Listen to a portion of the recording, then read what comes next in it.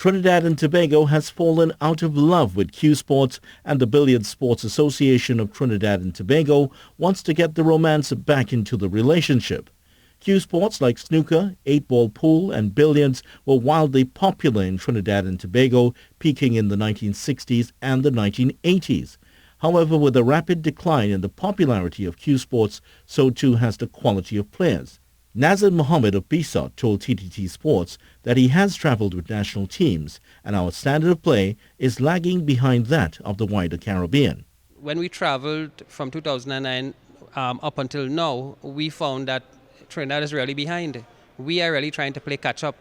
And when we travel to small islands like Curacao and we go there, pool and billiards and snooker is like a national sport for them. They don't really have a following of football and cricket too much. But in Trinidad, we as Trini people, we love to play everything. We know that we have talent and we really want to find the talent. Even before the onset of COVID-19 in 2020, signs of decline had already started to show up.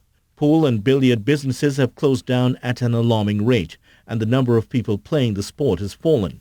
With snooker in particular, even before the coronavirus, the number of boards available for players has fallen dramatically.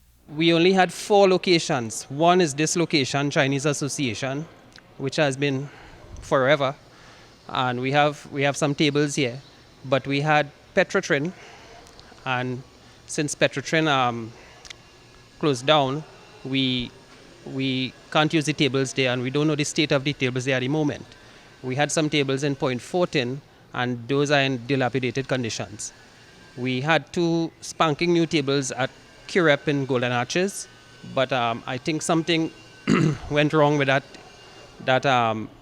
those tables there, and they had to remove them. BSOT would like to train players from very early and mold them for international competition. Parents do not balk at the idea of their children starting other sports at the age of 8. However, cue sports has struggled to shake off the stigma of gambling and alcohol. Mr. Mohammed says BSOT has introduced a level of decorum in the sport. When people hear that their child, son or daughter is going to play pool or enter into that sport or billiards or snooker, the stigma does really deter them a little bit. But we have worked really hard in trying to add a gentleman's nature to the sport. So we instituted things like rules that players must follow. They must wear uniform when they play matches. We actually have a national league that is being run. We ran it in 2008 to 2009. 8-ball league, we ran a 10-ball league, and we also did it handicap, so we catered for the weaker players to play with the stronger players to help improve them. We even allowed the women and the young ladies to play against the men. So in so doing, we tried to improve the players of the young player, the skill level of the young players as well as the female players. BSOT has developed plans to improve the level of the sport in Trinidad and Tobago, and Mr. Mohammed says they would like to start training players from a young age. We want to start training people, starting from 8-year-olds, and start to churn out players and have players representing Trinidad and Tobago at the international level.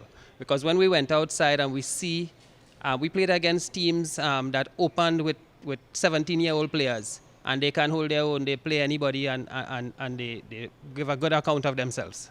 The Billiards Sports Association of Trinidad and Tobago has restarted its work since the COVID-19-induced lockdown with the National Snooker Championships at the Chinese Association in St. Anne's. Vidia Ramphal, TTT Sports.